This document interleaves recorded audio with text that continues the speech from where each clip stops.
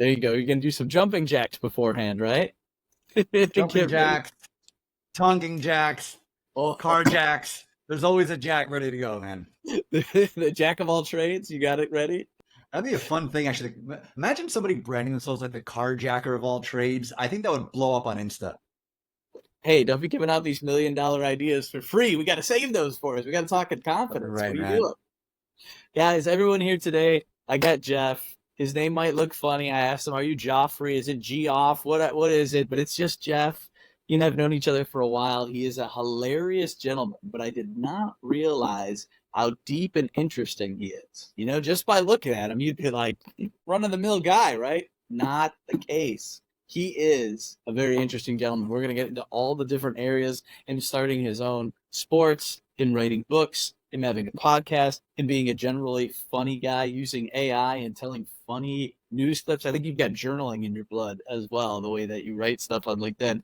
But rather than me just ramble on about how much I enjoy your content and chatting with you, tell people just a little bit so they get to know you. Like, what's your deal? What is your deal, Jeff? What's your deal? Man, that was a great Pete Carroll, Jim Harbaugh moment from 2009. Super obscure reference, but that's where my mind goes every single time. Harbaugh ran up the score on him, went for two when he was already up by 30. Became a whole thing, took the rivalry in the NFL. Anyway, you can't say that. What's your deal without me just going right there? So here we are, and let's not I thought sit it there was the though, way I because introed you. That's what 99% I of the thought. audience will have no idea what the heck I'm talking about. So, That's okay. That niche dude, what's group my deal? that I we're don't know what looking my deal is. It's funny. The more I figure out, the less I know, and the more I think I know who I am, the less I actually know who I am, and the more I think I'm absolutely positive. So what I'm supposed to do in this world, the more that gets unraveled too. So I'm just here, man. I'm just Jeff, and you're Randy, and we're just having a talk, and it's awesome. Oh my goodness. No, dude, that's the purpose of this. The purpose is to find interesting people, figure out what they're doing in life, figure out what their vocation is, what they're passionate about, and what they're doing. And you have a lot of passions. I don't know which way they rank. Maybe right now the top of the charts is your pursuit of the World Tonga Federation. Is that top tier? Well, the board's lighting up behind me, so the board obviously thinks it's top of the list right now. This is the Tonga board back here, everybody. And honestly, man, it depends on what day you get me. It depends on what hour you get me, frankly, depending on where I am. There are moments throughout the day when I'm totally locked in to living in the spirit and the message of the Path to Perfectia series, books that I'm writing right now, and the idea of us all coming home to the singularity and finding our soul's purpose and mission. And there are moments, man, I just want to grab a pair of pigeon tongs and put a little one of these things in and give it a shake and just give it a little toss and see where it goes. So it's all good. Well, that might be another thing to start because I think about for people sometimes titles are the biggest thing. What are your different titles? So like you've had it very interesting. We've talked about author. You're inventing this fun game. It's catching on like wildfire. You post funny, whimsical, witty things almost every day on LinkedIn. You use the AI to get the perfect picture, especially when it's about games of Tonga. But you have like it's like a LinkedIn satire. It's like the LinkedIn Onion or the LinkedIn Babylon Bee. It's satire about work and life. You put that in there. You obviously used to do stand up comedy. I don't know if you're still doing that. Are you still doing any stand up? You ever show up on the mic and just riff or what? Dude, I'm not as nearly as masochistic as I used to be. So I just don't know if I could do it anymore. It doesn't have the appeal. And at the risk of sounding like the old man who's waving his fist toward the sky and complaining about the youngins these days, the comedy I did as a stand-up wouldn't fly anymore nowadays. And it wasn't objectively offensive comedy. Some of it actually really was, but most of it legitimately wasn't. It's not the kind of comedy that connects with Gen Z. And honestly, it's not even the kind of comedy that connects with millennials. Like, boomers love my stuff. They freaking love it. And Gen X, they have like a moment of, I see you. Like, it's almost like that standoff in the parking lot where you're kind of looking at each other and this and that. It's like, all right. It's kind of like that. Younger generations, man, there's no resonance at all. So there's no point. And you know what? I'm good. I scratched the itch. I don't need to do it again.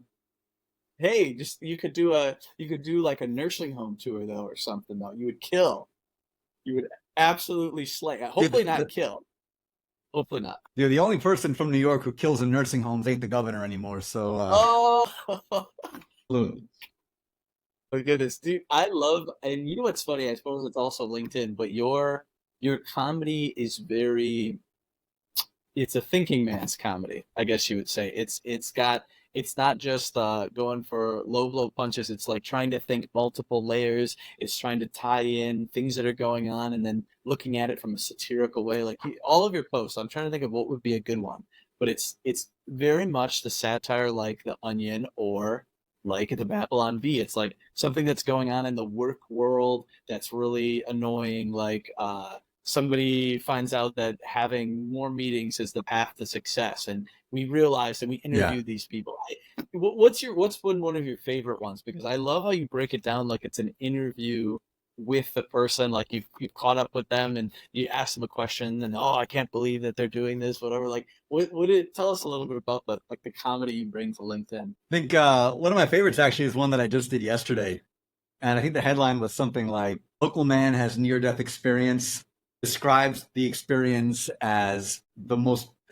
I can't even get my own headline out. That's how crazy this is. But the essence of the headline is so embarrassing. God. This is it's actually hilarious. It was yeah, like Local Man has near death experience and describes it as the bliss of a canceled Teams meeting. And so it's just Okay. this whole juxtaposition of that, and he goes back and he talks about it. It's like this is the most one of it's like when your boss. How do you describe this? Like when your boss cancels a team's meeting. I should know it wasn't that good. Nothing's as good as that, but it was close. Gets into that, and some other people do. It's like just a commentary on the things that drive us nuts here, and using a metaphysical kind of overlay to play with the little. That's a perfect example because it's exactly what I always see, and I enjoy reading them because I like how you put the structure together. I was like interviewed him, and he said I couldn't believe it, or like what you said, he said, "Oh, it's the best thing ever." It's like, well, it's not that good, but and it's just that little twist that makes you laugh. It's that witty. Why? Where is your inspiration for that come from? That your humor is not, again, it wouldn't appeal to younger generations because it is more of like a Seinfeld type humor. It's kind of that witty Yeah, look at life and kind of telling a unique point of view. It's different, right? It's a different type of humor. Where does that come from? yeah. The entire world is my muse, honestly, and that's what it is. I look at myself as a 4 year old in a museum who is Okay. really stupidly given a bucket of paint. And all the kid wants to do is just toss paint on like all the things he sees everywhere. And he wants to take a brush and just that's all he wants to do. He doesn't want to stand there admiring. Okay, so think about a painting that we've all seen that objectively we look at and say, this thing sucks. It's not actually that interesting. It just you're not connecting with it at all. The kid You call sees that that modern art. immediately. And the kid will not go through 100 different layers of dancing around the idea that this painting sucks. The kid will just look at it and go, and then splash paint on it and just to face it. In our society and the world that we've crafted and we've created, we do that with basically everything. We all play this game where we pretend that the thing is not the thing. And Mm. that we need all these ridiculous rules and structures that we don't actually need, but we all like collectively agree we're all just going to lie to ourselves 24/7. And I can't do that. So I'm the kid in the museum and so I see something like, oh, that's stupid. And I splash paint on it and I call it satire. So does that make you like a person? You had to have been a fairly unemployable person for a lot of corporations, for a lot of bosses, if you're always telling the truth of what's actually going on and how people feel. Is that what happened? Did you grind gears when you were at work? Let's put it this way. Some people have mastered different kinds of walk. There are dudes in prison who mastered the perp walk, and there's people back in the 80s who in the 90s mastered the moonwalk. I mastered the walking out with the cardboard box full of your belongings walk, and I became an absolute boss at that over the years. I thought you were gonna say that you were like a chameleon and you learned how to tone it down at work and you learned how to like, be like everybody else and just kind of no, no, I learned how to walk out with my stuff. Oh, that's hilarious. Straight That up. is I absolutely tried, man. I tried. I couldn't do it. I did work a few jobs I legitimately loved. And the irony was, I never got fired from a job I hated. I only got fired from jobs I loved. So the universe has a great sense of humor. That's actually perfect. You were absolutely being pushed into what you're doing now because you were not allowed to be happy anywhere you went. You either hated it I or they wasn't. hated you. That was it. It's like, Oh dude, my we're not goodness. going to let you get comfortable here because you got to do some crazy stuff out in the world. And if and I'm the kind of guy, you get me, like most people, you get me comfortable. I'm not moving. I'm not leaving. I'm not changing anything. Like, this is great. Why would I do anything? So, like, nah, you're out of here. So we're Oh going my to find a way goodness. to get rid of you. This Yeah. is the perfect segue, and please, you have to interweave all the crazy stuff that you do in your life. But this is the perfect segue, as you told me, was your purpose is getting the spark out of people, enlivening people, Mm-hmm. finding what's in them that maybe turns them from a 40-year-old to a 4-year-old for a little bit, so they realize maybe what's important or living in the moment. Like that's what you're about. And that's exactly it. There's so many people that suffocate in a position that put themselves there and they don't feel like they could leave.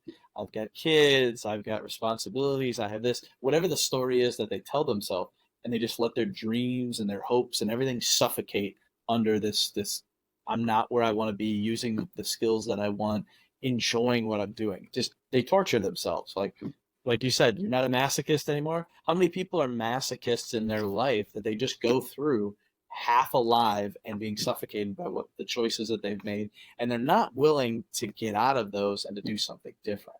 So that pursuing what you absolutely love is, I think, pretty rare.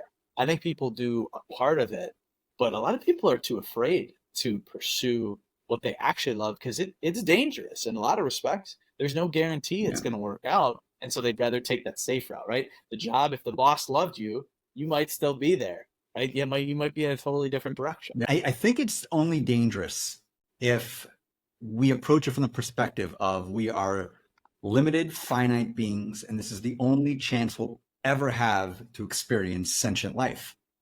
If you look at it from that Mm, perspective, then yeah, it's dangerous. And then you want to preserve this one experience as long as you possibly can.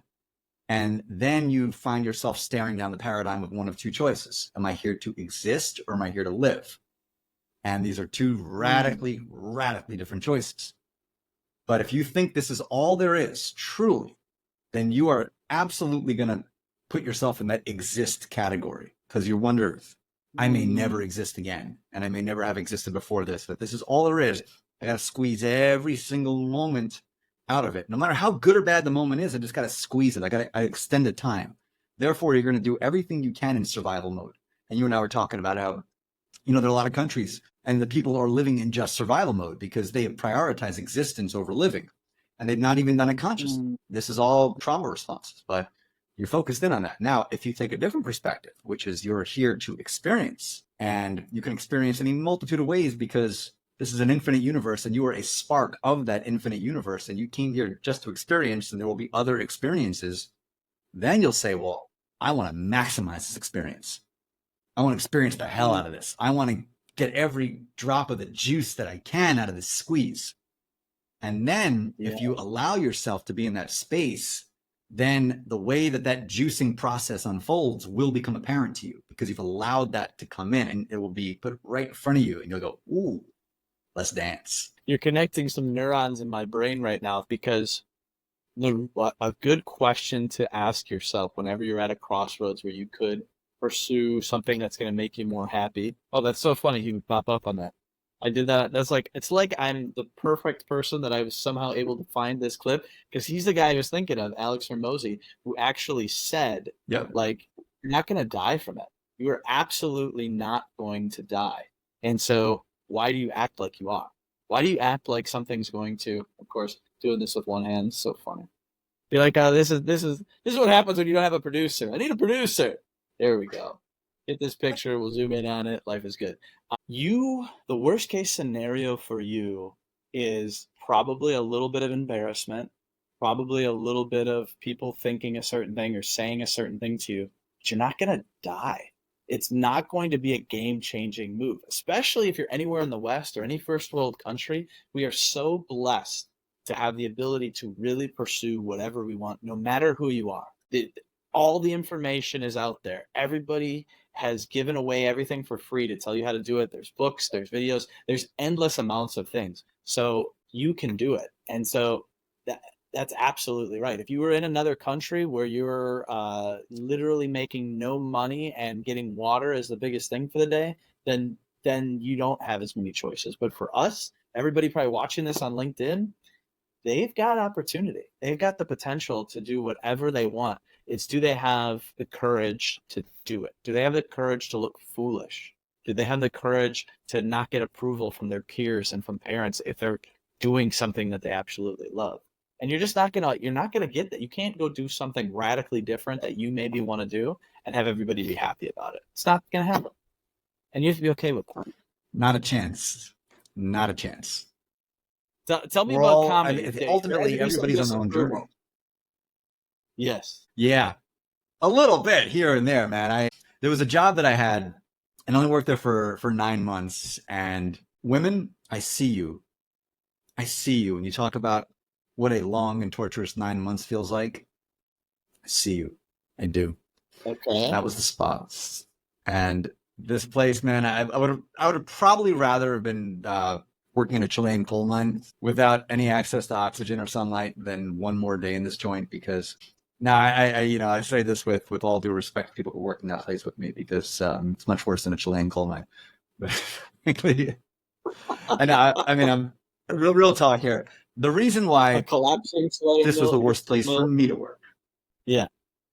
it's one of those joints where sometimes in life, and actually frequently in life, in order to know what you want and what you like, you have to be directly exposed to what you don't want and what you don't like. You need that contrast. It's really important. And it's the contrast is important for everything. You wouldn't know what peace is and the value of peace unless you've seen war and all these, illness and health and all these different contrasts. So in this place, they always told me to tone it down. I used to come in every day. I'm the happy horseshit guy. Hey, happy Monday. What's up, guys? Let's go. Let's go. Let's go. And I'm all excited about it. And the place was like a funeral I was walking into. I literally felt like I was walking into a state funeral. That was the cadence. That was the energy. And I don't have tone it down energy. Can't do it. I can't play in that sandbox. Just can't. I'm physically incapable of it. And yeah, and every day it was tone it down, tone it down, tone it down, sit down, shut up, make your phone calls. Ugh. Ugh. Ugh. So, yeah.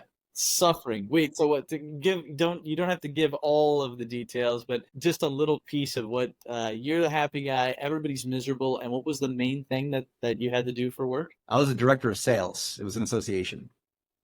Okay. And I took the job because it involved a lot of travel, which I love, involved reading a lot of people, which is my jam, and kind of putting a new thing out there, which they were doing at the time, which is really exciting for me. But most of the people who worked there, they look like every day they were woken up and somebody showed up with that Full Metal Jacket treatment and just a sack of potatoes, and they were just beaten over the head repeatedly with it in the morning as soon as they got out of bed. And then they walked into work after that beating had commenced. And they had to just sit down and assume the position. And I'd never seen a place full of more people who were just depressed, dejected, emotionally destroyed. And that was the resting energy of the place. Like, that was the baseline. And here I come in, this is the guy, hey, what's up, guys? Good to see you. No. Total disresonance. Total. Wow. Well, and that clearly was a place you didn't get fired from. You had to quit, right?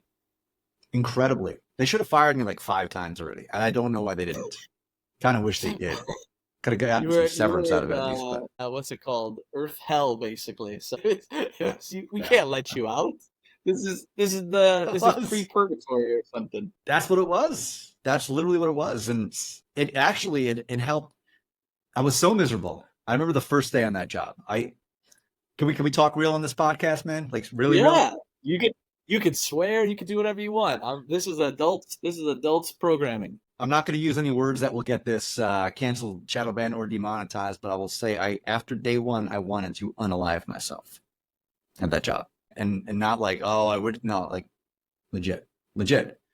I remember I got home and I thought to myself, how am I here at this stage of my life? Like, how did everything I do, experience, all of it, how did it lead me to this? Because this is as big of a dead end as exists in this world. And if this is where my life has taken me, And if this is the sum of who and what I am, that I don't want to exist as this anymore. Period. I don't. Whoa. I couldn't even fathom quitting a job after day one, but I thought, I'll just quit life. I would just do that. Wow. And Wow. yeah, man, that's how bad it was. Because I had just gotten fired from a job that I was really, really good at and I loved and I was excited about. And I had to take this thing instead. And this paid me even more. I was making more money than I ever made in my life, and I had never been more miserable. Never. Oh. Like this, if this is it, then I don't have any use for this anymore at all. Wow. Okay. Well, And since you brought yeah, this up, what turned the corner? What changed for you that obviously you went a different direction? it took 9 years for that impulse to change because that impulse stayed with me throughout the entire decade of the 2010s. And I pushed through that and I started my own business.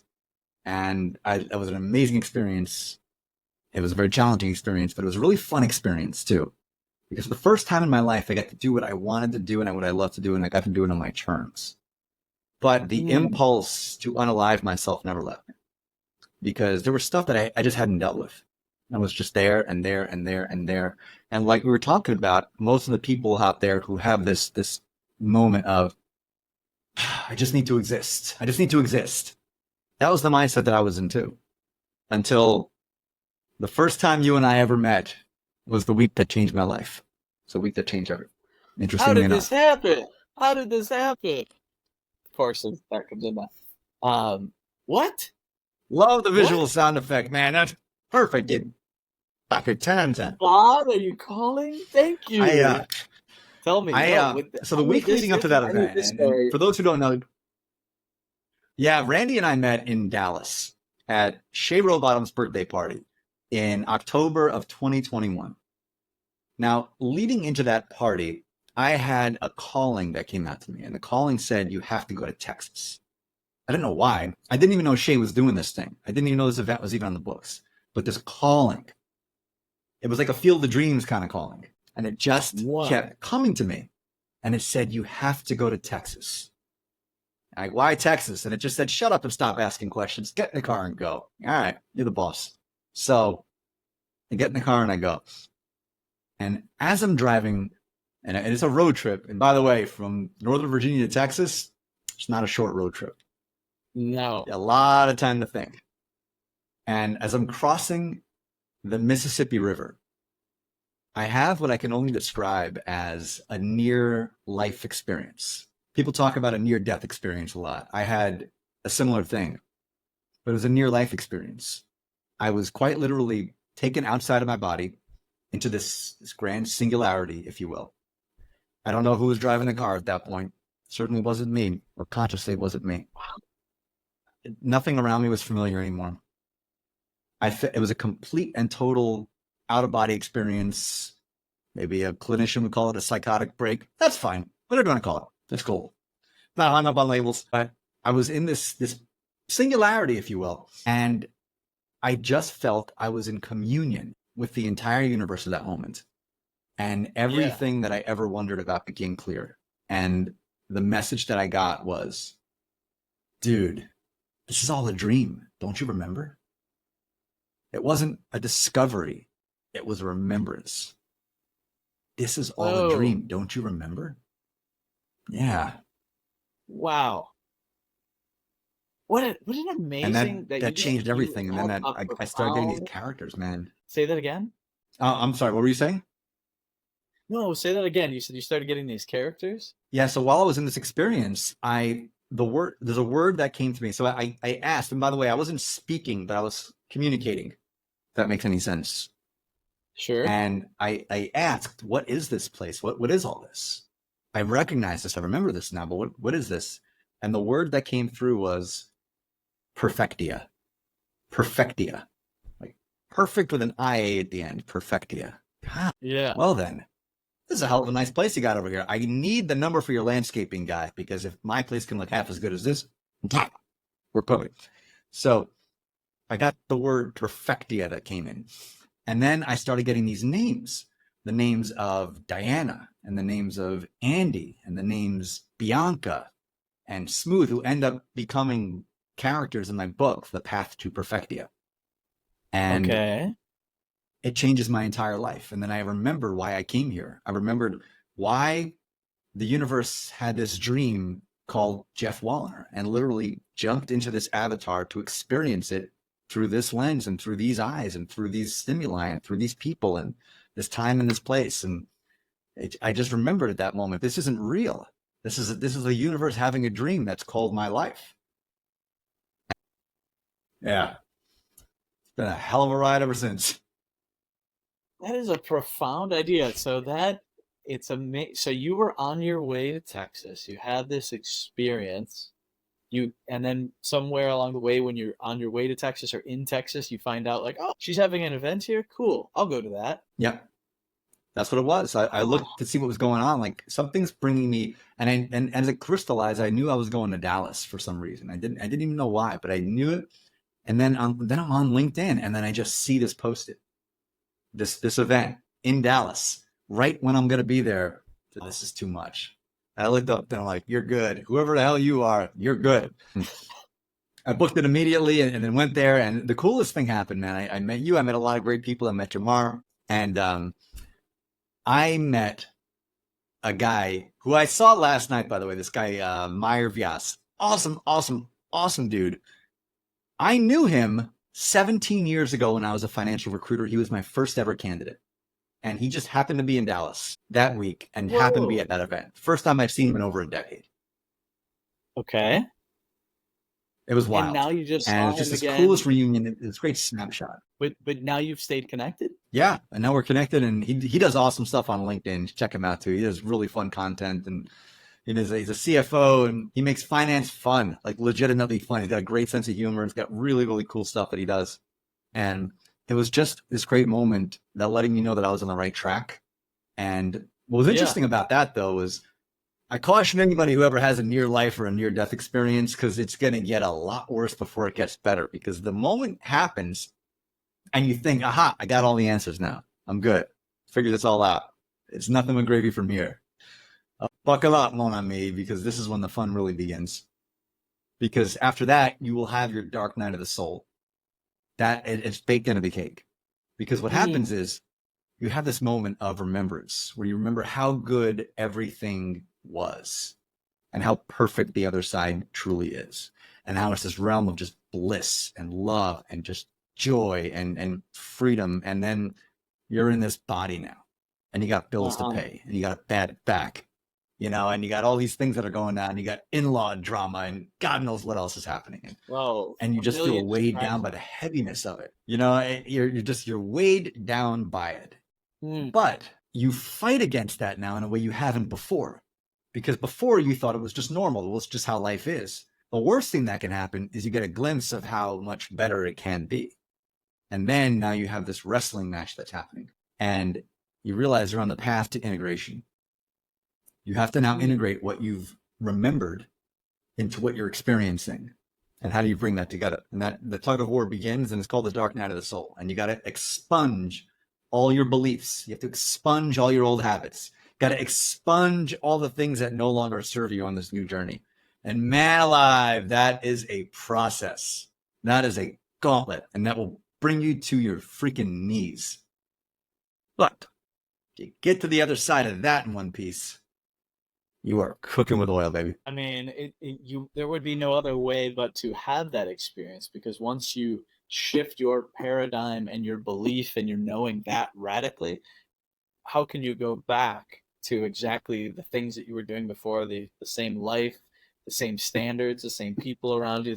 You're going to have a radical shift because you have a new belief of life. You have a new vision for what life could be and what life is.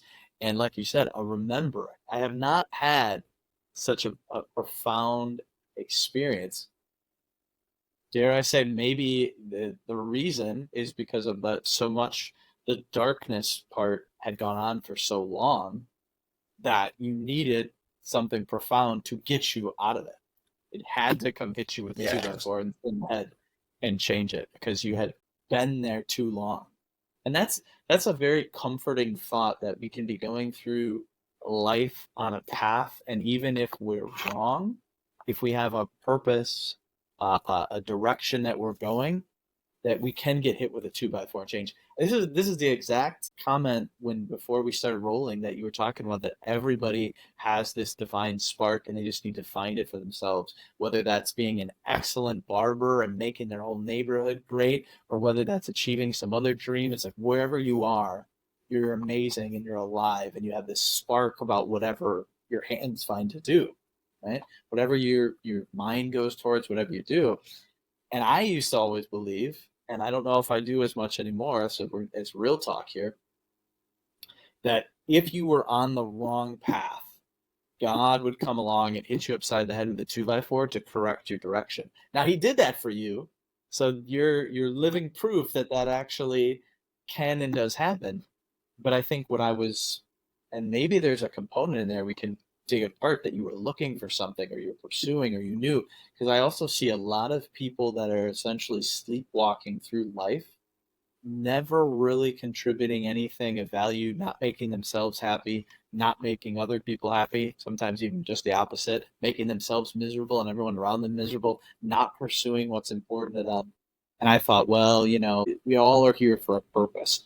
Someone's going to come shake you up and put you on the right path, and then you just have to go for it. I don't know if that always happens. Like you're one of the first people, besides where you hear people like I had the cancer and I almost died, and come to Jesus moment, so to speak.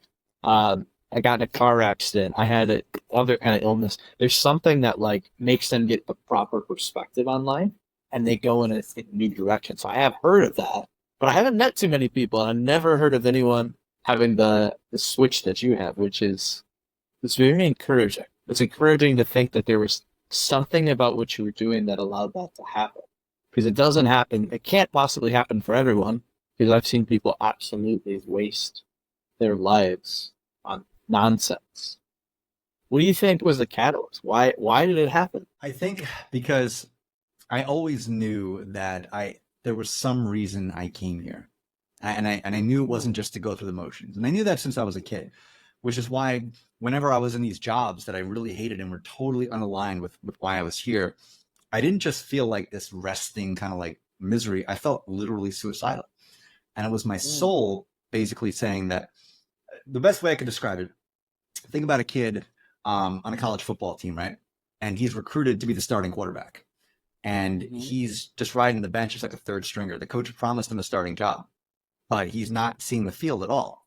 Instead of just like sitting there in misery, if this kid knows he has the talent to play D1 football, first thing he's going to do is look at the transfer portal. He's not going to just sit there and just languish on that bench indefinitely. So my thought was, I'm getting the hell out of the program. I'm out of here. I'm done. Now what I didn't realize at the time was that I had the power to literally transfer programs, to go to another program and start in a program I was meant to go to. At the time, my thought was, well, I'm just going to quit football. I signed up for this team. I signed my letter of intent. I'm riding the bench. I'm not supposed to be riding the bench. And it's not like an ego thing, like I'm so special or anything. It's this idea of just, I know that I'm here for a purpose. I know that I'm supposed to do a thing. And I'm not doing the thing at all. Because making 100 cold calls a day doing sales, it's not the thing. For some people it is. I'm not dogging it. And I have friends who do it and they're amazing at it. And they love it. And like, that's their joy. And God bless them because someone's got to do it. I'm glad it's them. It wasn't for me though. But the more I'm stuck in these situations, which I realize now, my soul put me through specifically, it wasn't an accident, for the purpose of contrast.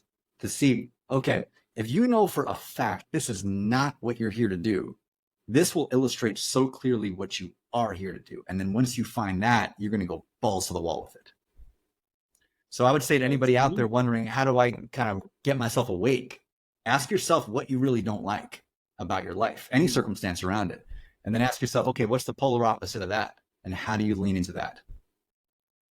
That's deep, my friend. I think so many people stay surface level in life because they're afraid to get that deep. And then the other part is appreciating the journey that you're on, because you're absolutely right. Your life is not meant to literally be all sunshine and rainbows, because you would have nothing to compare and appreciate if everything was perfect. And you can see this with anybody who's had a really easy life, then the tiniest little things will just upset them to no end. But people who went through some stuff, people who've had struggles and challenges and had dark parts of their tapestry of life, it enriches every other aspect of it. So that you put that perfectly. Like you absolutely need to know exactly what you don't want, and you can't always know until you go and experience it. Sure, you could write it out on paper. You could think it's probably true, but you know that that was soul crushing and life sucking and a waste of your potential and time. No one has to convince you of it. You have a deep, deep understanding and knowing. So now, what does the opposite feel like? And so sometimes suffering is part of the journey, and sometimes suffering is what teaches you the most. You we tend to party when it's good times, right? It's a party and we're having fun and we're celebrating, laughing, but you're not really learning and growing. So you have to have both. You got to have suffering mixed with reprieves of happiness and good things, and then you're going to grow. And maybe you can eliminate some of the suffering because you've grown so much that your suffering is different. So anyway, it's just I find it really Yeah. fascinating. You've spent a lot of work like on your own growth. What is the where's the key there? If anybody wants to like grow and be more introspective and look at their life in a real way to see where do they need to start? Wow. That's a loaded question, brother. And there's a lot of places to go. So there's a few things I would say. First and foremost, ask yourself, is this true about every one of your beliefs? And if so, why? All of them. And I mean all of them. From the big ones to the small ones. Because you're never going to advance, you're never going to grow, you're never going to expand if you are a hostage to your belief system. Because your belief system is ultimately what led you to exactly where you are today. All anybody is just the sum total of where all their beliefs led them, because your beliefs lead to your actions and your actions lead to your circumstances. So are your beliefs true? And if so, why? So somebody can say, I'm never going to be a best-selling author. I can write a book, but no one will ever buy it. No one will ever read it. My writing sucks. But okay, that's a belief. Where did that come from? Where did that come from? Who told you that? And is it true? Is it objectively true? Mm. And if so, why? And even if it is, can you change that? Ask yourself everything else. I'm meant to be alone. I'm meant to die alone. You get a lot of this. I'm never going to meet anybody. Cool. Who told you that? Is it true? Why is it true? I believe in this, and this belief system, this political belief system, this religious belief system, whatever it is. And I think everybody can find something that serves them in life. So I'm never one to tell anybody else that their belief is wrong. That's never my place. But I would just say examine it. And if it were, and I have a lot of friends who are very, very strong adherents to their own religious traditions, and they have asked those questions, and they have come around to, yes, I do objectively believe it's true. Here's why, and here's why it serves me. And it's that awesome. That's awesome. That's great. Because now you're not following something based on something externally given to you. You're following something you yourself have determined leads you to a better, more fulfilling, more fruitful life. And that's fantastic. So I would say if you can do that with every single thing you believe, it's going to turn your entire world upside down in the best way possible. It takes time. It takes a lot of effort, and you have to create the space as well to do that and be open, humble, honest, remove your ego to be able to question those different things and be okay with the response. Religion would be a good example. There's plenty of things where you Mm-hmm. are allowed to question and people have doubts, and that's okay. And even in the pursuit of understanding those doubts, it can solidify what you truly believe. And so there's a lot of things there, but you have to be willing and be open and question things like what you were just saying. You've got to examine those beliefs and be okay that a lot of them you could be 100% full of shit. You could be Yeah, wrong. that's All your fine. beliefs could be It's okay. built on absolutely nothing, and therefore you might need to pick some new and better beliefs. You kind of alluded to it with like the Dark Knight, and like you're confronting who you have been this whole time with this new ideal reality. So all those things that don't serve that are going to have to go, and that's painful for a lot of people. A lot of people don't want those to go. Those Oh, are yeah. friends of theirs. Those beliefs are Yeah, comfortable. they're all That's home. companions. Yes. Yeah. So And that's it's kind of it's this being house we willing. built. Yeah. Yeah. That one of the first things I think when I was like 18, I think I downloaded it from Napster. So I'm showing my age right there. completely legally, I'm sure, but it was like 101 ways to change your life or something. It's by a guy named Steve something. But anyway, he was talking about how you got to leave home was one of the points. He's like, because home is sometimes a dark and dingy and a garbage place, and there's a better place for you. So don't be afraid to leave where you're comfortable, where you're at, where these different things. Be okay with leaving home because there's a better place that you can be no matter what your home is like right now. Hey, if you got a mansion for a home in your mind, you're doing pretty well, better than most people. But there could be a bigger mansion, I don't know, with its own private airport and gardens and all kinds of water fountains. I don't know, always, no matter where you're at, there is improvement to be had on this journey. Like nobody's hit absolute peak. They might have hit their personal peak, but not what their potential peak could be. You can always improve your mindset, improve your relationships, improve your earning potential. There are so many things in life to work on that you gotta let go of some of that old stuff to even have the time, to even have the bandwidth to accept these new gifts. It takes a lot, man. It takes a lot because we are so, we're so convinced that we can double and triple down on everything we've been doing, on everything we've done, on how people perceive us. And I'll tell you this as a comedian, that is a bitch and a half because you get known and you get boxed in as the funny guy. And this becomes an identity that you build. And the one thing about comedy, and particularly comedians, is that, first of all, and I'll tell this to everybody out there, if you know a stand-up comedian, that is a trauma response, 100%.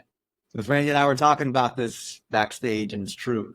Nobody, and I mean nobody, of sane, sound mind gets up in front of a group of drunks at midnight for free and spills their guts begging for the approval of strangers and puts up with hecklers in the process. Nobody. That is not a normal thing to do. That is not a sound thing to do. It just isn't. That is the side of a maniacal brain who is desperately trying to find comfort and safety somewhere, and they're trying to find approval and love, and they're seeking it out in strangers. That's what it is. And it's really Wow. toxic and it's really unhealthy. I'd say I've done hundreds and hundreds of shows over the course of my life. And after each show, you hang out with the other comedians, and you will never find a more, it's like that scene in Star Wars where talking about you will never find a more wretched hive of scum and villainy. Yeah, you will. Go to the bar at a comedy show and hang out with the comedians after the show is over. You will find it. These people are just utter piles of misery, depressive, angry, angsty, bitter, toxic misery. Wow, And you slandered the everyone else whole gets a laugh. industry. Except it's a true story, man. You look at comedians who are at the absolute top of the game. And I mean the top of the game, going all the way back to Lenny Bruce.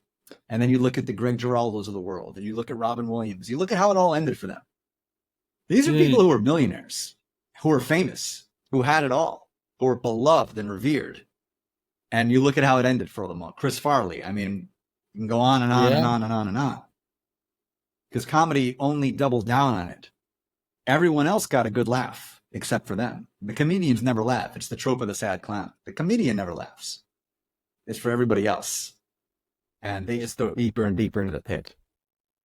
Oh, interesting. Oh, but so where does that line get drawn? Because you are still a funny guy, and I'm assuming you don't want to be part of that. And I would agree with you. A lot of comedians, when you look at them, they are angsty and they look at things in a negative manner, and they're kind of bitter and all. There's like a lot of stuff. It's what makes it really funny when they tell the jokes. There's got to be some people out there that are slightly different. Like, what about when they don't have as dark of a Mm. comedy, or they're looking at things like, again, a lot of your stuff is lighthearted satire, and it's Yeah. funny and it's good natured and it's not cutting on people. So where's the line? There's got to be some. I'm 100%. I'm not doubting that. Like when you were on tour and you're in the New York scene and you're working, doing comedy. Everybody there is probably about the same, right? There's got to be some people that can break out of that and still have that good, funny disposition.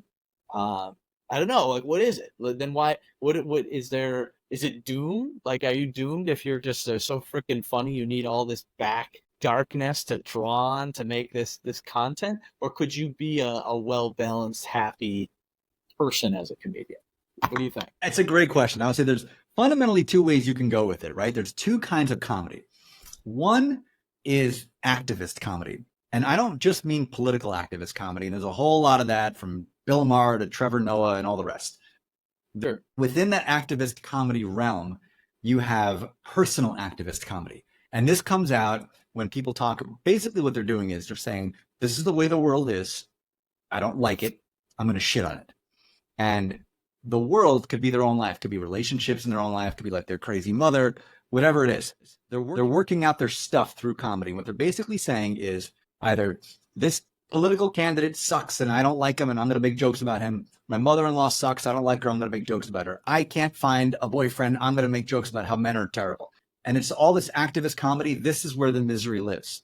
It's where all the comedic misery lives. And this is 99.9% of comedians, because what they're doing through their comedy is they're saying, I feel helpless to control the world around me, so I'm just going to shit on it.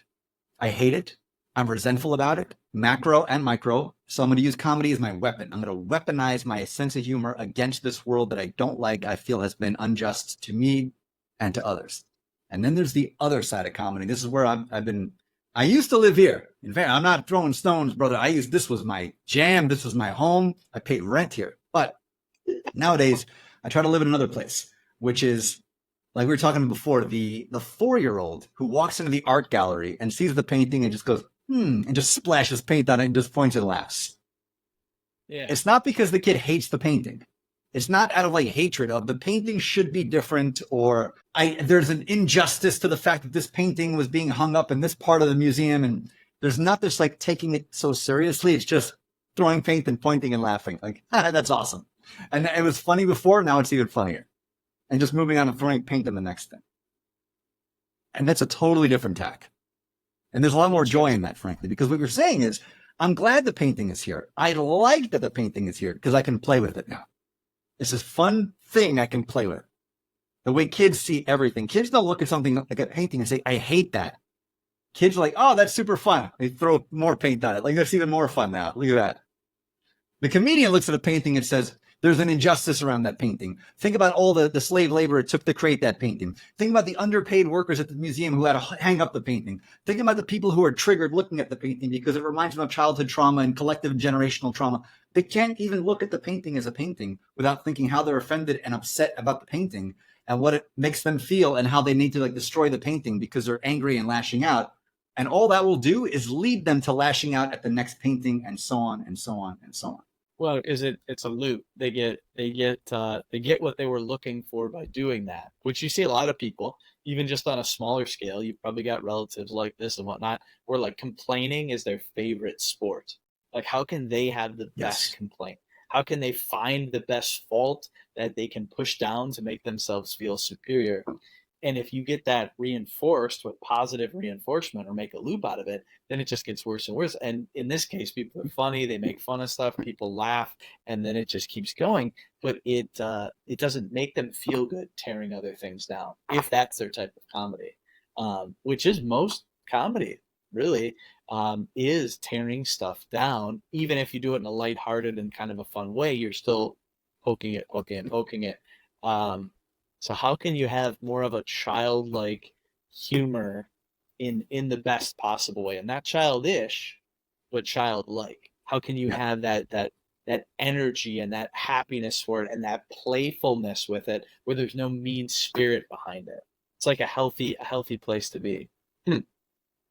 Yeah, I'd say the quickest and easiest way to do that, and this is really challenging for people because this is so counterintuitive, is to look around and say, I love everything. And everything is supposed to be here exactly as it is. And there's no mistakes. There's no wrongs. And even the things that we label as bad are meant to be bad, so they can be a contrast to that which is good. They can show us what we don't want and what we don't prefer. I love that perspective, because I'll just give a real small thing, but hopefully it draws a key to it. Very, very intelligent people. I'll name drop the person I'm thinking of too. Neil deGrasse Tyson. He's asked about God, and he's like, well, I see injustices in the world. I see tsunamis. I see all this other stuff. And I think, well, how could God exist and allow that to happen? And that is a child's view. He's maybe a very smart guy. He's great at physics. And you can be very smart in a certain area and very stupid in another area. And in this area, he has a child's idea of how the world works. In this idea, Mm. everything is supposed to be utopia for you. Everything's supposed to be perfect. Do you know how much you would hate that if that was your life? There was nothing for you to fight against. There was nothing for you to fight for. There was nothing for you to enact your will on to improve. You would be the most bored. People would go crazy. So this idea that God is supposed to come in and make everybody's life perfect, what would be the point of existing? You don't have to grow. You don't There'd have be to learn none. anything. You don't have to be challenged. Like, you don't have to fight against the people that are doing bad things. Someone just comes in, like, you imagine if your parents for your whole life just came in and cleaned up all your mess and cleaned up everything you did, and you never had any hardships, and they're always there to pat you on the head and kiss your boo-boos. That's great when you're 5. It's not something for an adult. It's not something for a mature group of people, and Mm. nobody learns something when everyone else is taking care of all the problems in the world.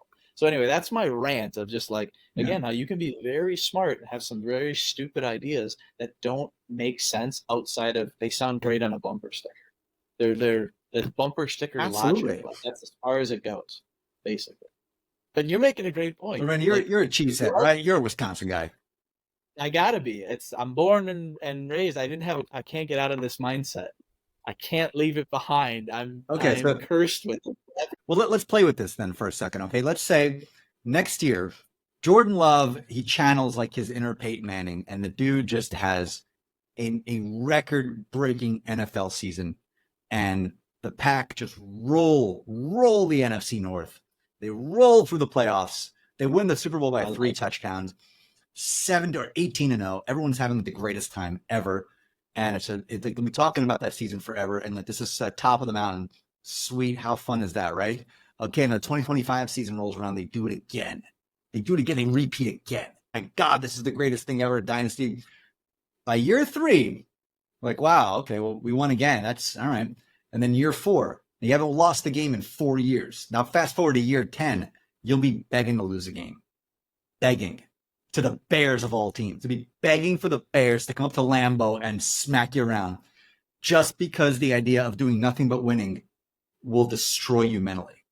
You need some contrast and push and pull. So the ones who say, why are there tsunamis? Why are there shark attacks? Why is there disease? Why is there this? Why is there that? What they want is 18-0 permanently. But that's not really what they want. They think they want that. They don't. You are 150% right about that. Like, if there was no struggle, you would be bored. That's what would happen. They won again. I don't even watch it anymore.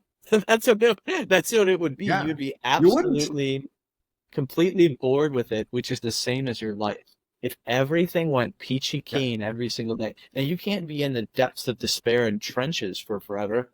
I'll dare say 10 years is a long freaking time to be in that place. That's probably too long for most people to endure, but you need a little bit of peaks and you need some valleys and you need some peaks again. And then if you're smart, you look back and go, this too shall pass. Enjoy this as Yeah. much as I can. Learn as much from the valley as I can. Enjoy the peak. Enjoy the climb up to the peak. Like, that's a mature individual to not see everything as just black and white, but the best part of things being gray is that this is neither good nor bad. It's both. I Very can well said. hate everything or I can love everything, and whatever it is, it's the same. Like, I read posts from people. We could go on and on about this. We won't do it today, but like, their perspective is so small and narrow that they'll make a huge argument for why things should be different, not realizing that they only can see this tiny. They're only this smart. And so you have to be humble enough to know that I'm not that smart. So it's quite time I think that I should be God or I should be in charge of the world. I should be able to rearrange everything.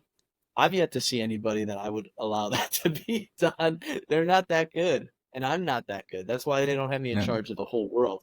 But I'll be in charge of my little world, and in my little world, it can be based on that I love even the bad times, that the pain has a purpose, that darkness is the perfect contrast to the light. So anyway, this I did not think. I thought we were gonna be talking about Tonger. I thought we were gonna be talking about books.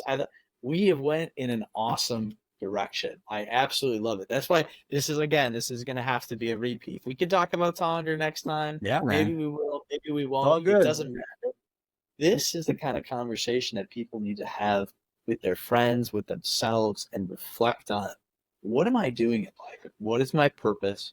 Am I going towards it? How do I view the world? Because you start viewing the world that you love everything, that things are all working out for your good to make you grow and be a better person, and you don't judge it, you have such an easier time in life.